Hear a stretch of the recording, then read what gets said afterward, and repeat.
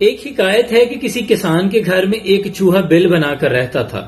ایک دن کسان اور اس کی بیوی تھیلے میں سے کچھ نکال رہے تھے۔ چوہے نے جب غور سے دیکھا تو اسے لگا کہ شاید کوئی کھانے پینے کا سامان ہوگا، لیکن بعد میں بھانپنے پر اسے معلوم ہوا کہ وہ ایک چوہے دانی تھی، جسے ہم اپنی زبان میں کڑکی کہتے ہیں۔ چوہے نے اس خطرے کو جب بھانپا تو فوراً بھاگتے ہوئے گھر کے پچھواڑے میں رکھے ہوئے کبوتر کے پاس گیا اور جا کر اسے کہنے لگا کہ تمہیں پتا ہے کہ گھر میں ایک چوہے دانی آ گئی ہے۔ تو کبوتر نے بات کو ہنس کے ٹال دیا کہ یہ تمہارا مسئلہ ہے، میرا مسئلہ تو نہیں۔ یہی مسئلہ اس نے جا کر گھر میں رکھے ہوئے مرغ کو بتایا کہ گھر میں ایک چوہے دانی آ گئی ہے۔ تو اس پر مرغ نے کہا کہ میاں یہ تمہارا مسئلہ ہے، میرا مسئلہ تو نہیں، مجھے چوہے دانی سے کیا سروکار۔ یہی بات اس نے گھر میں ایک بکرا رکھا ہوا تھا، اس کو جا کر بتائی کہ میاں یہ مسئلہ ہے۔ تو بکرا اس پر ہنس ہنس کر لوٹ پوٹ ہونے لگا کہ یہ تمہارا مسئلہ ہے، مجھے چوہے دانی سے کوئی فرق نہیں پڑتا۔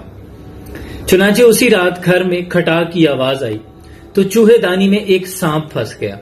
اب کسان کی بیوی اندھیرے میں اس سانپ کی دم کو چوہا سمجھ کر جب اس کڑکی سے نکالنے لگی تو سانپ نے اس کو ڈس لیا۔ کسان بھاگا بھاگا گیا اور حکیم کو بلا لایا۔ حکیم نے آ کر فوری اسے کبوتر کا سوپ پلانے کا مشورہ دیا۔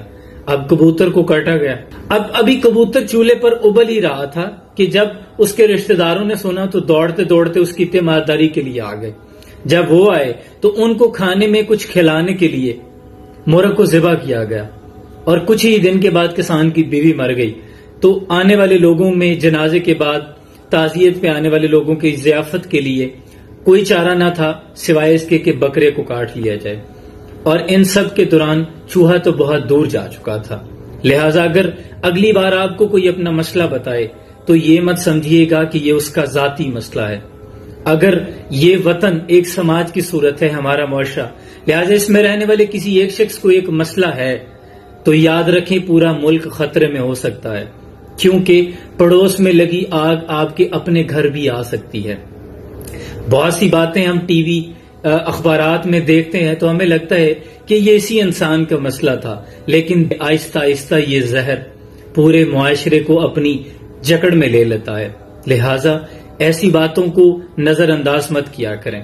یہ ہمارا اجتماعی مسئلہ ہے۔ فرقہ واریت، ذات پات، نسل پرستی سے آگے بڑھ کر سوچنے کی ضرورت ہوتی ہے، کہیں یہ آگ ہمارے اپنے گھر تک نہ پہنچ جائے۔ جزاکم اللہ خیرہ۔